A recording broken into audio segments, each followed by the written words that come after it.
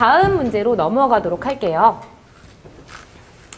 다음 문제는 7번, 8번과 관련된 문제인데 7번 한번 항목 풀어보도록 하겠습니다. 다음 메일과 홍보실 회의 내용을 읽고 이어지는 물음에 답해보자 라고 되어 있네요. 우선 저희는 문제를 보도록 하겠습니다. 항상 문제를 먼저 읽으세요. 그러니까 저희가 지금 앞에 읽었었던 두 문항 모두 일치불일치 문항이었거든요. 결과적으로는 우리 뒤에 풀었었던 6번 문제 같은 경우에 다소 추론 문제, 응용 문제처럼 생겼지만 그래도 걔도 결과적으로는 저희가 보기 안에서 다 해결했었던 문제이기 때문에 추론까지 갈 필요는 없었던 문항인 것 같고요. 여기에 있는 이 아이 문제 한번 보도록 하겠습니다. 다음은 A 차장이 회의 내용에 따라 홍보물 첫 페이지를 작성한 것이다. 이를 본 B 부장이 잘못된 부분을 지적한 것으로 옳은 것은? 이라고 묻고 있고요. 지금 여기에 홍보물 첫 페이지가 나와 있습니다. 자, 그리고 또 문제에서 보자면 B 부장이 잘못된 부분을 지적할 것이다 라고 되어 있거든요. 그러면 여기에 있는 내용들 4개는요. 잘못된 부분이 아니다 라는 겁니다. 그러면 여기에서 우선 아까 앞에서 말씀드린 것처럼 보기 안에서 저희가 추릴 내용만 먼저 골라보자 라고 말씀드렸어요. 우선 1번 제도 시행 일자가 빠져있다 라고 했는데요. 언제부터 시행 나와 있으니까 얘는 정답이 될 수가 없겠네요. 자, 2번에 보니까 적용 대상에 대한 내용이 빠져있다 라고 되어 있거든요. 그런데 여기에는 이 부분을 보았을 때 적용 대상에 대한 설명은 잘 나와 있지가 않네요. 그럼 얘는 정답이 될 확률이 조금 있는 아이라고 판단이 됩니다. 자, 3번에요. 국민행복카드 용어의 위치가 잘못되어 있다. 지금 그 용어가 나타나 있는 건 사실이기 때문에 이 위치를 바로잡는 경우에 대해서는요. 저희가 좀 읽어봐야 될 것 같으니 얘도 정답이 될 확률이 있는 아이네요.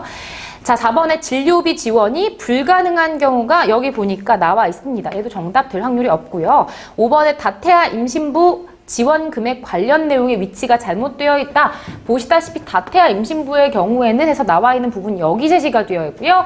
임신 1회당 얼마, 그리고 뭐 2회, 3회가 되면 얼마 해서 지금 연결될 부분 적절하다라고 볼 수가 있으니까 요 아이도 아닙니다. 결과적으로 2번과 3번으로 저희가 정답을 추려볼 수가 있다라는 거예요. 자, 그러면 앞으로 다시 한번 넘어가 보시면요. 이제 이 2, 3번 중에 답이 될 내용은 부장이 이야기한 내용, 아까 말한 회의 내용에서 부장이 이야기한 내용들 중 지금 여기에서 요 둘 중에 하나는 언급을 했을 것 같네요. 그럼 그 부분 좀 확인해 보도록 하겠습니다. 물론 부장, 차장, 과장 이야기를 다 확인을 좀 해보셔야 될 것 같은데요. 전체적으로는 그 흐름만 보시기 위해서 부장 얘기를 한번 볼게요. 첫 번째는 그냥 시작 부분이기 때문에 넘어가도록 할 거고요. 여기에는 이 차장의 이야기는 이러한 내용들이 들어가야 돼. 이거 아까 말씀드린 나열이잖아요. 다 읽을 필요는 좀 없을 것 같습니다. 과장이 지금 이야기를 하네요. 이 내용이 가장 중요하니까 첫 페이지에 들어가야 된다.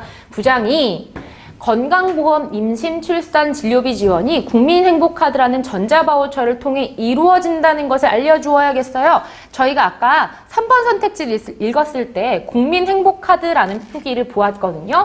앞에 보시다시피, 뒤에 보시다시피 이 국민행복카드의 용어 위치가 잘못되어 있다라고 했는데 지금 부장이 언급한 내용이 바로 어떤 건가? 여기 있는 국민행복카드라는 전자바우처를 통해 이루어진다는 것을 꼭 드러내야 한다라고 소개를 해주고 있거든요. 그렇다면 방금 말한 것처럼 요 용어의 위치가 여기 있는 전자바우처 뒤쪽으로 오는 게 올바르겠구나라는 생각이 들 겁니다. 아, 그러면 정답이 3번이겠구나로 우리가 답을 추려볼 수가 있는 것이고요. 그리고 아래 혹시라도 모르니까 더 읽어보도록 합시다. 지원 금액을 알려주어야 된다. 핵심어 위주로 읽으시면 될 것 같고요. 지원 예외 사항도 알려주어야 된다. 그리고 뭐 시행된 지 오래된 것들 이건 필요 없는 정보, 언제부터 시행되는지 언급하도록 하죠. 그리고 이건 언급이 되어야 되는 내용. 그리고 이제 이 내용에 대해서 이야기해 봅시다 라는 것은요. 지금 첫 페이지에 쓰자는 내용이 아니기 때문에 아래를 읽으시면 될 것 같습니다. 차장이 항목 제목은 어쩌고 저쩌고가 아니라 그럼 이 앞에 있는 내용은 제외고요. 요러한 것으로 하는 게 맞을 것 같다. 요 내용으로 구성하자라고 제시가 되어 있고요. 또 아래 보니까 홈페이지 주소도 적어야 될 것 같고요. 또 어떤 것들은 문의 전화번호 남겨두자 뭐 이런 설명들이 함께 제시가 되어 있거든요. 앞에 우리가 읽었었던 선택지에서 2번 선택지에 대한 부분은 전혀 없구나라고 생각하시면 될 것 같습니다. 이미 3번이 너무 확실한 답이었기 때문에 아래에 있는 정보까지 읽을 필요도 없었겠구나라는 않을까라는 생각이 듭니다. 그래서 지금 두 문제는 같이 연결되면서 여러분들한테 보여드리고 싶은 게 바로 보기를 먼저 읽어볼 만한 문항이다라는 걸 알려드리기 위해서 가지고 온 거예요. 여러분들이 이런 생각 하실 겁니다. 문제를 진짜 우리가 쭉 읽어보고 풀어보면 실제 전혀 어렵지가 않다라고 생각하실 거예요. 근데 문제는 시간에 쫓기다 보니 내가 알고 있음에도 틀리는 문제가 발생하고요. 못 푸는 경우들도 발생한다라는 게 문제죠. 따라서 저희는 지금 말씀드린 것처럼 조금 빠르게 푸는 방법에 대해 접근하는 것입니다. 이 문제의 난이도에 대해 생각하지 마시고요. 여러분들이 지금 스킬을 좀 알아가는 방법으로 좀 공부에 참여해 주시면 좋을 것 같아요. 자, 그 다음에 8번 볼게요. 8번 보겠습니다. 8번에 보시면 다음은 2013년부터 2017년까지 우리나라 6개 지역의 주택보급 현황에 대한 자료이다. 이에 대한 설명으로 옳은 것을 보기에서 모두 고르면 어떻게 되겠습니까? 라는 부분입니다. 그 주택보급률이라는 부분이 나와 있어요. 보급률. 자, 보기에 보시면 기역, 니은, 디귿, 리을이 있습니다. 기역, 니은, 디귿, 리을이 있고 그 다음에 이제 1, 2, 3, 4, 5번이 있는데 지금 이 부분 같은 경우에는 뭐부터 계산을 할 거냐면 리을을 보시면 매년 전년 대비 증가폭에 대해서 묻고 있잖아요. 그래서 기역을 그냥 먼저 볼게요. 1, 3, 5번에 기역이 들어가 있고 2, 4번이 니은이 들어가 있어서 기역을 먼저 보겠습니다. 기역에 보시면 D지역, 2014년 D지역의 주택 수는 전년 대비 1% 이상 증가하였다. 자, 기역을 먼저 볼까요? 2014년 D지역의 주택 수를 봤더니 3,546이라고 되어 있어요. 그럼 전년도에는 한번 보니까 3,510이라고 되어 있습니다. 그러면 차이가 36 정도 차이가 나게 돼요. 36 정도 차이가 나게 되고 그럼 밑에 나와 있는 3,510이 되겠죠. 이런 형태가 됩니다. 그럼 전년 대비 1% 이상 증가하였습니까? 라는 부분인데 1% 이상 증가했는지는 10%가 351이고요. 그죠? 그 다음에 1%가 35.1이겠죠. 3,510의 10%는 351, 1%는 35.1입니다. 그럼 실질적으로 보면 전년 대비 1% 이상 증가하였다가 맞게 됩니다. 그러면 2번하고 4번이 틀려요. 그럼 1, 3, 5 중에서 골라야겠죠. 그죠? 1, 3, 5 중에서 골라야 됩니다. 자, 니은 볼까요? 니은. 주택 보급률이 가장 큰 지역은 S지역이다 라고 되어 있는데 각 지역을 보시면 그 주택 보급률이 가구 수분의 주택 수잖아요. 지금 근데 D지역 대략 얼마 차이 나냐? 120 차이가 나고요.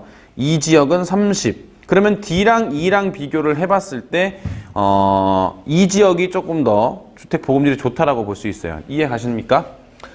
왜냐면 봅시다. 전체적으로 수치 차이가 한 3배 조금 안 나긴 하는데, 그죠? 3배가 조금 안 나긴 하는데, 비율을 보시면 120, 지금 D 지역에 140 정도가 차이가 나게 돼요. 그죠? 140 정도가 차이가 나게 되고, 이 지역 같은 경우에는, 자, D를 간단하게 설명을 하겠습니다. D를요.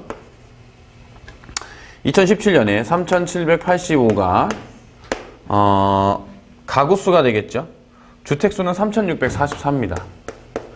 근데, 이 지역 같은 경우에는 1344가 되고요. 그 다음에 1376이 되죠. 대략 여기에는 한 140 정도의 수치 차이가 나고요. 여기는 얼마 정도의 수치 차이가 나냐?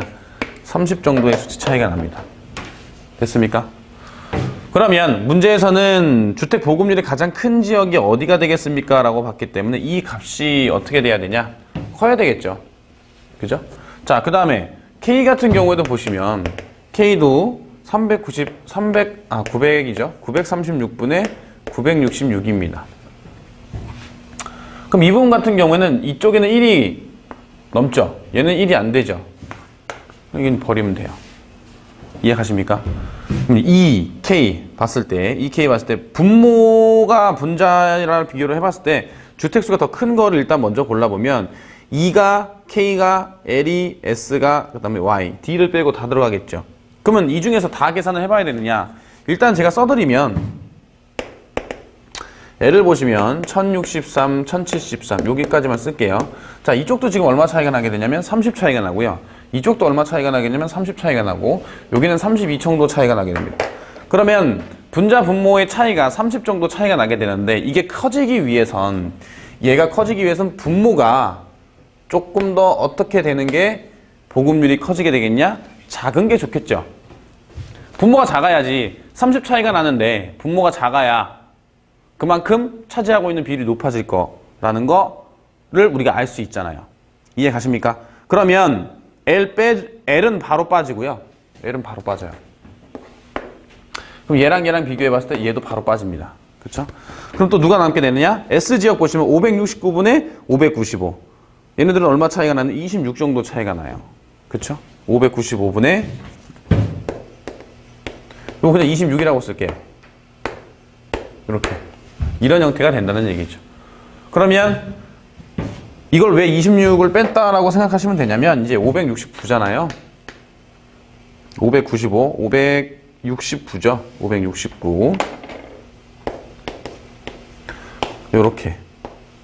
이런 형태로 생각해 봤을 때 얘네 둘이는 어차피 1로 빠지니까 여기 나와 있는 숫자도 936이랑 30으로 빼버리면 1로 빠지죠. 어차피 이 똑같이 빠지는 1은 빼버리고 그 다음에 남는 애들끼리 비교해 봤을 때 56 같은 경우는 10분의 1이 56이죠. 56의 대략 절반. 그죠? 절반에 가깝게 되는데 936 같은 경우에는 30이기 때문에 절반, 10분의 1의 절반은 당연히 그보다 훨씬 더 못 미치게 됩니다. 그럼 주택 보급률의 가장 큰 지역은 어디다? S지역이구나라는 걸 알 수가 있어요. 그러면 3번하고 5번 중에서 고를 수 있겠죠. 이해 가시죠? 3번하고 5번. 자, 3번 보면 주택지역의 Y 이렇게 돼 있는데 3번하고 5번 가지고 판단을 할 때는 디귿을 원래는 해석을 하시면 안 됩니다. 이해하시죠? 실질적으로 시험 시간에서는 기억 니은은 우리가 이제 맞다라는 걸 찾았습니다. 그러면 3번하고 5번 중에 하나인데, 그죠? 3번하고 5번 중에 하나인데, 그럼 니을 혼자 남았기 때문에 디귿은 둘 다 들어가 있으니까 니을을 찾으셔야 돼요. 그러면 지역의 K주택수의 전년 대비 증가폭, 지역이죠, 지역. 지역의 그 K주택수의 전년 대비 증가폭은 조사기간 동안 매년 감소했다. 그러면 증가폭이라고 되어 있으니까 지금 보시면 증가폭을 매년 감소했다는 부분을 여러분들이 2013년, 2014년, 2015년, 16년, 17년의 감소폭을 여러분들이 생각을 해보시면 되겠죠. 그럼 매년 감소했다라고 한 부분은 틀렸다라고 볼 수 있어요. 2013년에서 14년으로 넘어갈 때와 15년으로 넘어갈 때 증가폭이 같습니다. 그렇죠? 그래서 4번이 아니고 리을은 틀렸게 되고요. 그럼 맞는 부분은 기억, 니은, 디귿에 해당하는 부분이 맞다라고 생각해 보시면 될 것 같습니다. 이해 가시죠? 이런 형태로 보시면 될 것 같아요. 자, 일단은 1회 같은 경우에는 이렇게 봤고요. 1회에 해당하는 부분 봤는데 첫 번째 설명해드린 그 문항에서 배수찾기에 해당하는 부분은 참고사항으로 기억을 해두시면 될 것 같고 그 다음에 두 번째 문제 풀이해드렸던 표준편차와 그 분산, 그 다음에 평균 구하는 방법들에 대해서 설명을 해드렸습니다. 설명을 해드렸고 내용적인 측면은 여러분들이 그냥 상식 수준 정도로 알고 계시면 될 것 같아요. 너무 이렇게 자세하게 외울 필요는 없고요. 그 다음에 여기서 요 차이점, 어림상 계산하는 조금 방식들을 지금 보여드렸고 문제 푸는 순서, 실제 시험 시간에서는 뭐 어떻게 문제를 풀 것인가에 대해서도 간단하게 좀 더 설명을 해드렸습니다. 자, 이번에 국민건강보험공단 문제를 살펴보겠는데요. 한 1회, 2회, 3회에 걸쳐서 해당한 10문제 정도씩 그 다음에 기출문제까지 해가지고 총 4회로 구성되어 있습니다. 자, 1회부터 1번부터 한번 살펴보겠습니다. 자, 1번 문제부터 보면 귀하는 국민건강보험공단에서 체납보험료에 대한 연체금 계산의 업무를 담당하게 되었다. 그런데 부과 방식이 변경되어서 다음과 같이 갱신되었다라고 하고요. 기존의 방식의 연체금과 변경된 방식의 연체금이 잘못 연결된 것을 고르면 하고 문제가 나왔습니다. 자, 지금 보시면 체납보험금 연체료 계산 방식의 변경 안내가 되어 있는데요. 어떻게 되어 있냐면 기존의 경제적 부담이 이제 보험료 미납자의 경제적 부담이 과정하다는 의견에 따라서 연체금 계산 제도가 변경됐고요. 기존 방식은 30일에서 60일은 유예가 되고 별도 가산이 되지 않고 납부 기한이 경과 누적일수가 60일이 되었을 때 30일 추가 누적 시마다 1%의 추가 연체금, 자, 이렇게 발생하였고, 개정 방식은 1할 방식으로 바뀌어가지고 이렇게 개정 후처럼 되었습니다. 자, 30일까지는 미납보험료가 5% 돼 있다고 하고요. 그 다음에 1개월 그 유예 기간을 거쳐서 61일부터는 1개월마다 미납보험료의 1%씩 가산된다 이렇게 되어 있습니다. 그 다음 개정 후 이렇게 되어 있고요. 자, 그러면 일단 간단하게 그 기존 연체금부터 체크를 해보시면 하는 방식은 어렵지 않습니다.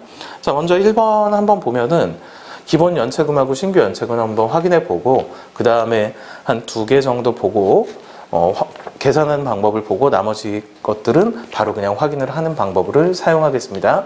자, 먼저 1번 봅시다. 자, 미납보험료 보시면은 35,000원, 그 다음에 연체일이 38일입니다. 자, 그러면 35,000원의 기존 연체금은 35,000원 곱하기 이쪽에다가 쓰는 게 낫겠네요. 35,000원 곱하기 지금 현재 보시면 35,000원 곱하기 5%니까요. 5%는 0.05가 되겠네요. 0.05. 자, 그러면 2개 움직이고 계산해 주시면 1,750원 이렇게 나옵니다. 자, 그런데 이게 개정 후가 되게 되면은 매 1일마다 미납보험료의 0.1%씩 가산이 된다라고 합니다. 자, 그러면 계산하는 방식을 한번 보면 어떻게 해야 될지 보겠습니다. 자, 1번 지금 자리가 좁으니까 여기다가 해볼게요. 자, 먼저 35,000원에 0.1%니까 0.001이 됩니다. 0.001이 되고요. 그 다음 30일까지 0.001이니까 여기에 30이 곱해집니다.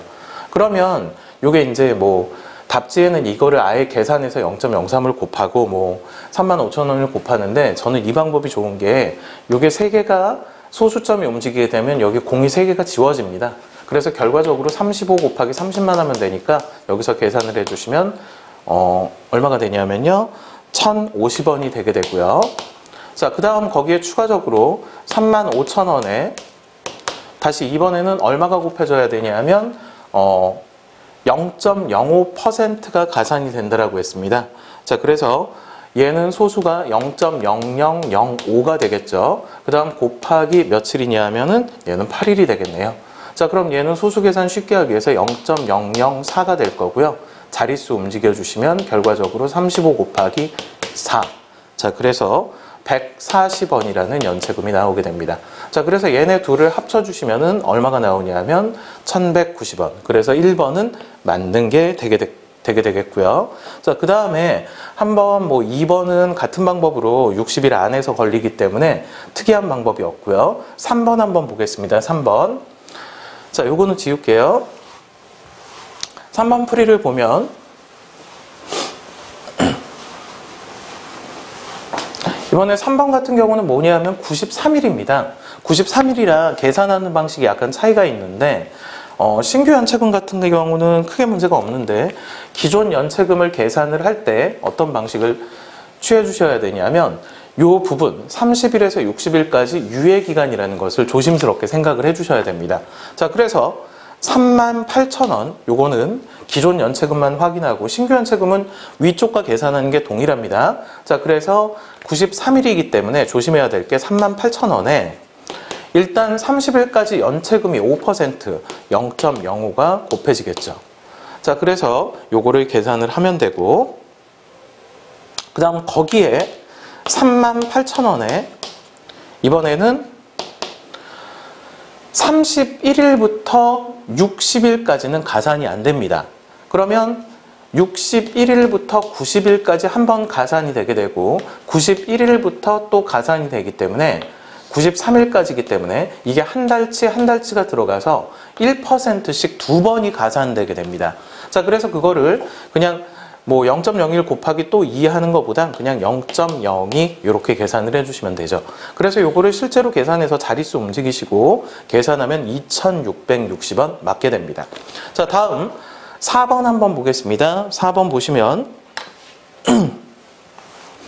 계산하는 방식은 1번이나 2번이나 기존 연체금은 4번, 5번은 60일 이내이기 때문에 이 0.05 0.05만 가산이 되니까 간단합니다. 자, 그래서 4번을 한번 보면 4번은 76,000원에 0.05를 곱해서 기존 연체금을 계산을 해주시면 바로 나오게 되죠. 자, 그래서 지금 보시면 4번 형태, 지금 요거 헷갈리니까 요거는 지우겠습니다.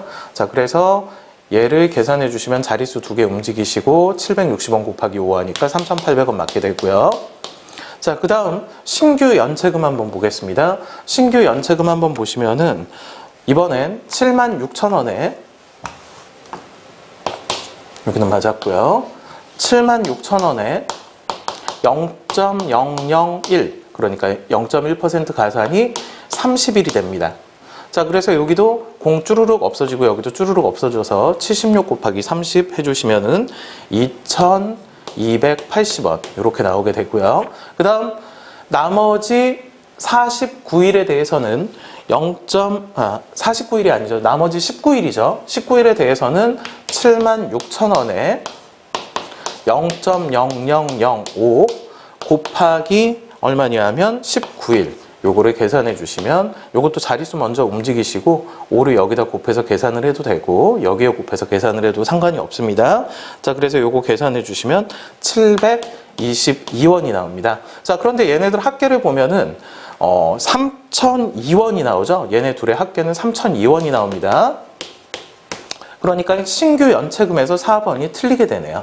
그래서 요거는 계산 방식이 이제 뭐 비교 우위를 따지는 게 아니라 정확하게 계산해야 되는 거니까 문제 조건에 맞춰서 계산하시면 크게 어렵지 않게 풀 수 있으실 것 같습니다. 네, 다음 문제 보도록 하겠습니다.